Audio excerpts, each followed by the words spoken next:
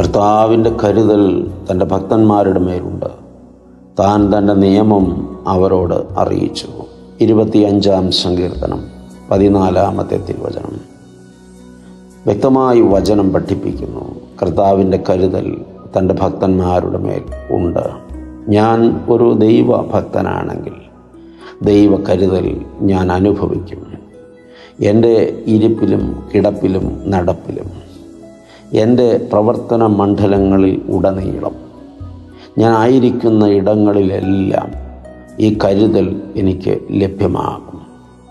കർത്താവ് തൻ്റെ ഭക്തൻ രോഗിയായിരിക്കുമ്പോൾ രോഗശയ്യയിൽ കിടക്ക മാറ്റിപിരിക്കുന്നവനാണ്. അവൻ കരുതുന്ന ദൈവമാണ്. താൻ തൻ്റെ നിയമം അവരോട് അറിയിച്ചു എന്നാണ് പിന്നീട് പറയുന്നത്. ദൈവത്തിൻ്റെ നിയമം അത് സ്നേഹത്തിൻ്റെ നിയമമാണ്. പലർക്കും ഇപ്പോഴും അത് അങ്ങനെ മനസ്സിലായിട്ടില്ല. കഠിന നിയമമാണെന്നാണ് പലരും പറയുന്നത്. അടിസ്ഥാനപരമായി വിശകലനം ചെയ്താൽ ദൈവത്തിൻ്റെ നിയമത്തിൻ്റെ പിന്നിൽ ഒറ്റ കാഴ്ചപ്പാടേ ഉള്ളൂ. ദൈവം സ്നേഹമാണ്, സ്നേഹമാണ്, സ്നേഹമാണ്. ആ സ്നേഹത്തിൽ നിന്നാണ് ഈ കരുതൽ ദൈവ ഭക്തന്മാരുടെ മേൽ, കൽപ്പനകൾ പ്രമാണിക്കുന്നവരുടെ മേൽ വർഷിക്കപ്പെടുന്നത്.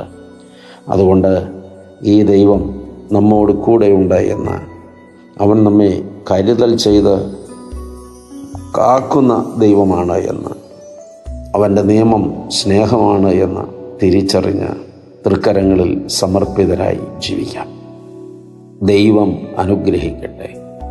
ഒത്തിരി സ്നേഹത്തോടെ പാറേക്കരയച്ചൻ.